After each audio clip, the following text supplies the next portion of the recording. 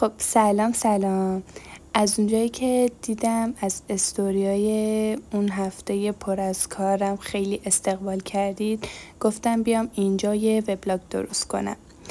اول از لباس خواهر عروس شروع کردیم چون که کلی استرس داشت، به خاطر همین اولویت قرار دادیمش. بعدش اومدم واسه مامانم طراحی کردم با پارچه تردارش و پارچه ساتنش و این قسمت هم که مشاهده میکنی باید این سنگا رو بچینیم چون که اگه زیر سوزن بره میشکنه.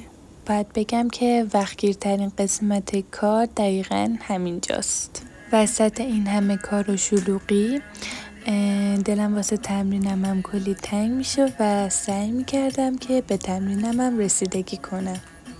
اینجا هم که مشاهده میکنید نوبتی هم باشه نوبت لباس ملیساست. از پارچش نگم که خیلی براق بود.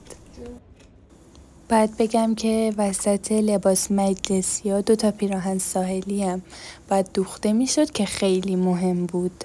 خیلی خلاصه بعد از اینکه این چند دست لباس رو اوکیش کردم، این وسط هم باید به سفر کاری میرفتم که نگم براتون چقدر خوش گذشت. و البته بعد از رفتن من همه زحمت افتاد گردن مامانم و خانوادم که واقعا بدونشون نمیتونستم از پس این همه کار بر بیام. خب اینم منم که واسه افتتاحیه داشتم آماده می شدم. اینجا هم عکس من و استادم رو مشاهده می کنید. بعد از افتتاحیه سریع برگشتم سمت خونه چون که فرداش عروسی دختر خالم بود. ساعت 1 شب رسیدم و نشستم پشت چرخ و نصف مونده لباسم رو دوختم و تا ساعت 4 اینا دیگه آماده شده بود.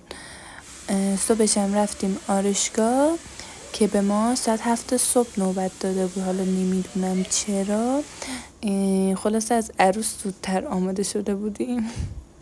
خلاصه اینجا بود که یه نفس راحت کشیدیم، هممون آماده بودیم و رفتیم عروسی.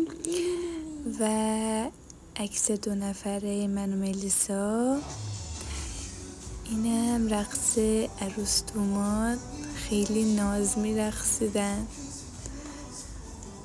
کلا هفته پرکاری بود دیگه ولی خیلی خوش گذشت. در آخرم عکس خانوادگیمون.